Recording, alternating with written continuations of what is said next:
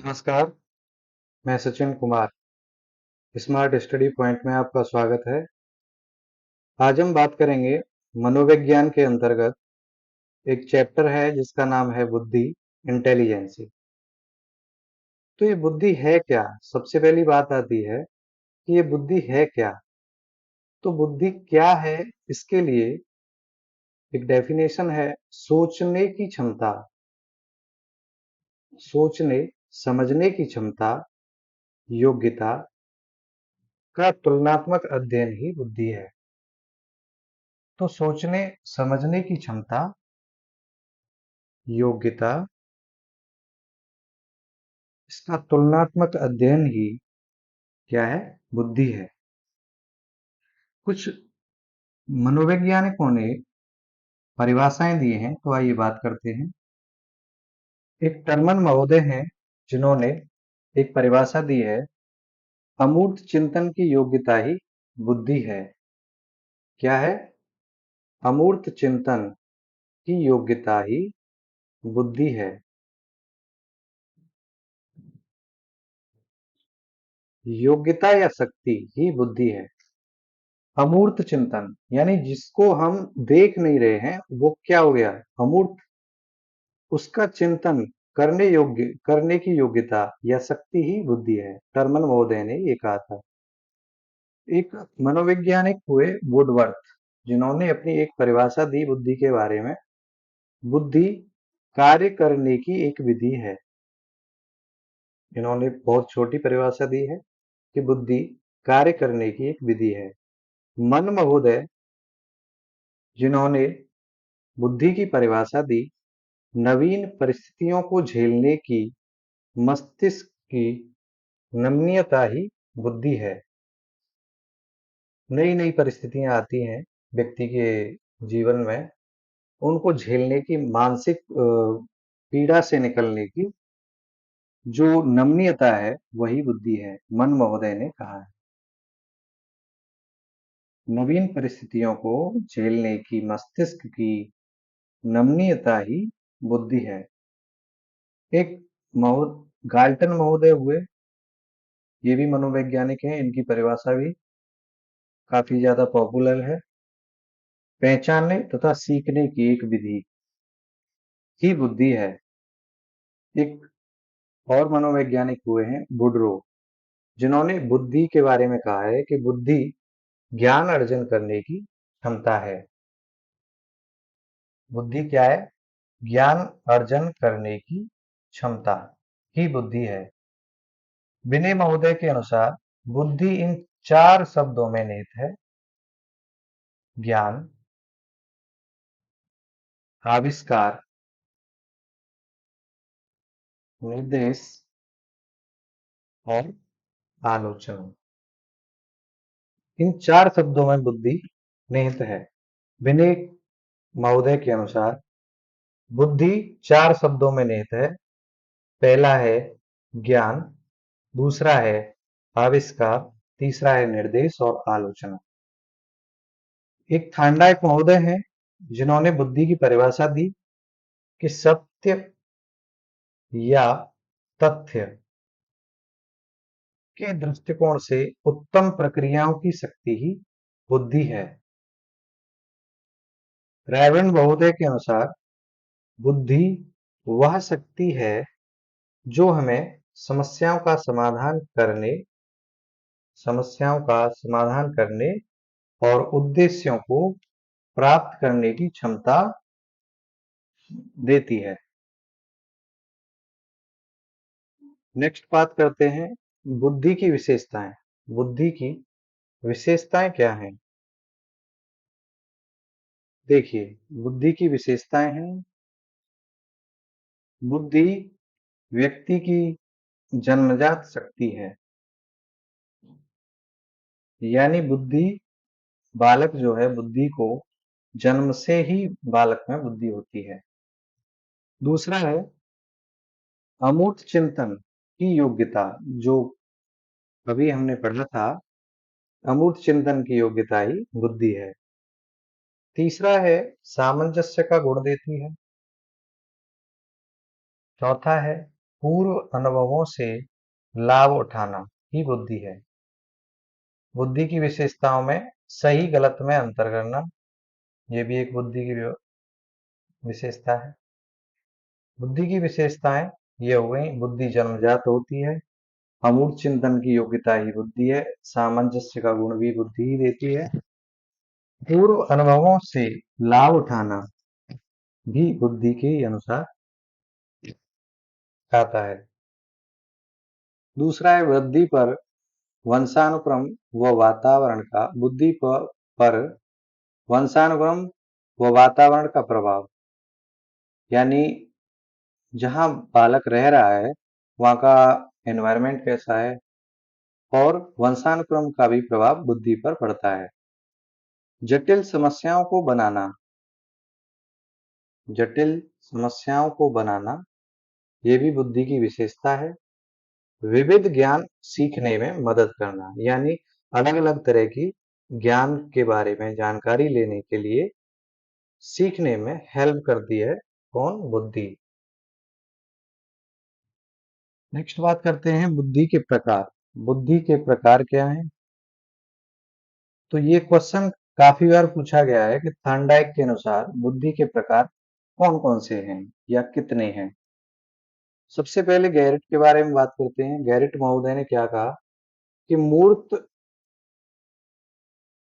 एक अमूर्त और सामाजिक, ये तीन प्रकार बताए गैरेट महोदय ने। मूर्त, अमूर्त और सामाजिक। अमूर्त है पुस्तकीय ज्ञान से मतलब है। अमूर्त पढ़कर हम किसी चीज के बारे में जानकारी ले रहे हैं। मूर्त यानी जो हमारे प्रत्यक्ष हो, जो हमारे सामने हो, उसका ज्ञान होना चाहिए, तो वो बुद्धि है। और एक बुद्धि होती है सामाजिक। गैरेट महोदय के अनुसार थॉर्नडाइक ने तीन बुद्धियां बताई, बुद्धि के तीन प्रकार बताए, यांत्रिक, अमूर्त और सामाजिक। ये तीन प्रकार थॉर्नडाइक महोदय ने बताए। एक वर्तन महोदय थे जिन्होंने वर्तन महोदय के अनुसार बुद्धि के प्रकार हैं जैविक, मनोवैज्ञानिक, संक्रियात्मक। ये तीन प्रकार बताए हैं वर्तन महोदय ने। और ये जो जैविक होता है वो जीवन की नई परिस्थितियों के अनुकूल होने के लिए बुद्धि का प्रकार है जैविक। दूसरा है मनोवैज्ञानिक, ये जन्मजात होता है, जन्मजात योग्यता होती है मनोवैज्ञानिक। और संक्रियात्मक, अलग अलग परीक्षणों द्वारा जिस चीज का मापन हो सके वो संक्रियात्मक है। संक्रियात्मक का मतलब है अलग अलग परीक्षणों के द्वारा मापन किया जा सके, वो है संक्रियात्मक। इससे जुड़े हुए कुछ क्वेश्चन देख लेते हैं हम। बुद्धि अधिगम की योग्यता है, ये किसने कहा? बंकिंगम महोदय ने कहा था बुद्धि अधिगम की योग्यता है। बुद्धि का अधिकतम विकास कब होता है? किशोरावस्था में होता है। बुद्धि इन चार शब्दों में निहित है: ज्ञान, अधिकार, निर्देश और आलोचना। ये किसने कहा? विनय महोदय ने। गैरेट व थॉर्नडाइक ने बुद्धि को कितने भागों में बांटा? तीन भागों में बांटा, हमने अभी पढ़ा है। अमूर्त बुद्धि का संबंध क्या है? अमूर्त बुद्धि का संबंध किससे है? तो ये पुस्तकीय ज्ञान से अमूर्त बुद्धि का संबंध है।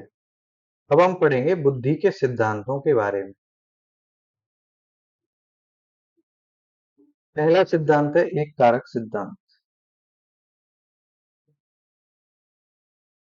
एक कारक सिद्धांत अल्फ्रेड विने ने दिया था। दूसरा है द्विकारक सिद्धांत। तीसरा है त्रिकारक सिद्धांत।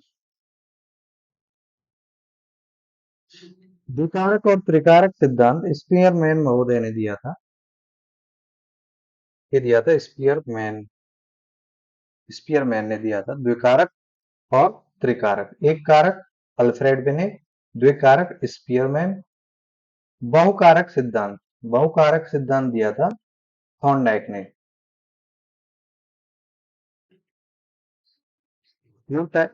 समूह कारक सिद्धांत ये रस्टन महोदय ने दिया था। उनके बारे में हम विस्तार से चर्चा करेंगे, बट अभी फिलहाल हम ये तो जान लें कि कौन सा सिद्धांत किस व्यक्ति ने दिया था। एक है क्रमिक महत्व का सिद्धांत। ये बर्ट बर्ट और बर्नन महोदय ने दिया था। ये आयामी सिद्धांत है, ये गिलफोर्ड महोदय ने दिया था। इसे 3D सिद्धांत भी कहते हैं। त्रिआयामी सिद्धांत को हम 3D सिद्धांत भी कहते हैं। नेक्स्ट है प्रतिदर्श या सैंपल सिद्धांत। प्रतिदर्श या सैंपल सिद्धांत थॉमसन महोदय ने दिया था। नेक्स्ट है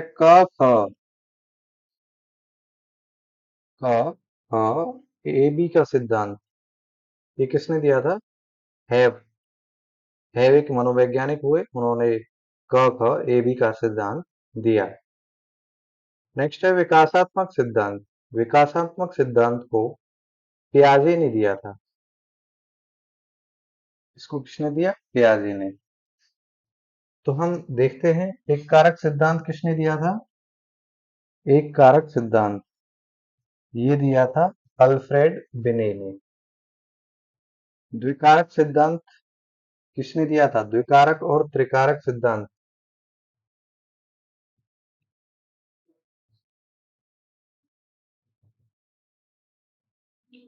द्विकारक और त्रिकारक सिद्धांत ये दोनों सिद्धांत स्पीयरमैन महोदय ने दिए थे। द्विकारक भी और त्रिकारक भी स्पीयरमैन, ये भी स्पीयरमैन महोदय ने दिया था। बहुकारक सिद्धांत किसने दिया? ये थॉर्नडाइक महोदय ने दिया था। थॉर्नडाइक कहाँ है? हाँ ये रहे थॉर्नडाइक महोदय। नेक्स्ट है समूह कारक सिद्धांत। समूह कारक सिद्धांत को किसने दिया था? थर्स्टन महोदय ने दिया था। नेक्स्ट है क्रमिक महत्व या क्रमिक विकास का सिद्धांत। ये बर्ट महोदय ने दिया था। नेक्स्ट है त्रिआयामी